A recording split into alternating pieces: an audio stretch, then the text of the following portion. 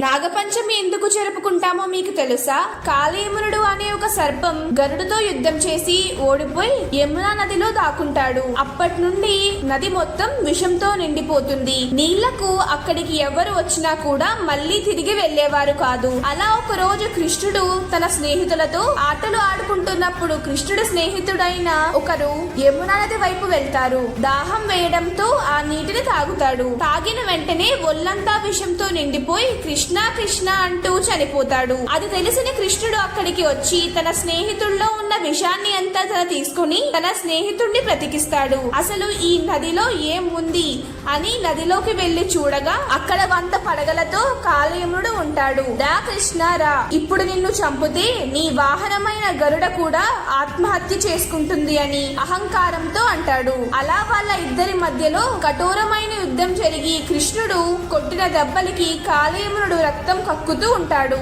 కృష్ణుడు కాళయమునుడి తలపై నిలబడి యమునా నది నుండి బయటికి వస్తాడు. అప్పటికే బృందావనంలో ఉన్న ప్రజలందరూ అక్కడికి వచ్చి ఉంటారు. కృష్ణుడు కాళయమునుడి తలపై నాట్యం చేస్తూ ఉండడం వల్ల ఆ బరువుని తట్టుకోలేని కాళయమునుడు కేకలు పెడుతూ ఉండడంతో కాళయమునుడి భార్యలు వచ్చి కృష్ణుణ్ణి మా పసుపు కుంకములను కాపాడండి అని వేడుకుంటారు. కృష్ణుడు కాళయమునుడి తలపై నుండి దిగి క్షమిస్తాడు. ఓ కాళయ, నువ్వు ఇక్కడి నుండి వెళ్ళిపో.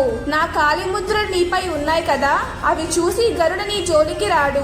ఈ రోజు నాగపంచమి. ఈ రోజు మనుషులు ఎవరైనా సరే నీకు పాలాభిషేకం చేసి పూజ చేస్తే వాళ్ళకి మీరు రక్షణగా ఉంటూ వాళ్ళకి మీరు అనుగ్రహం ఇవ్వాలి అని మాట తీసుకుంటారు. అలా మనం ప్రతి సంవత్సరం నాగపంచమి జరుపుకుంటున్నాం. మీలో ఎంతమంది నాగపంచమి జరుపుకుంటారో కామెంట్ చేసి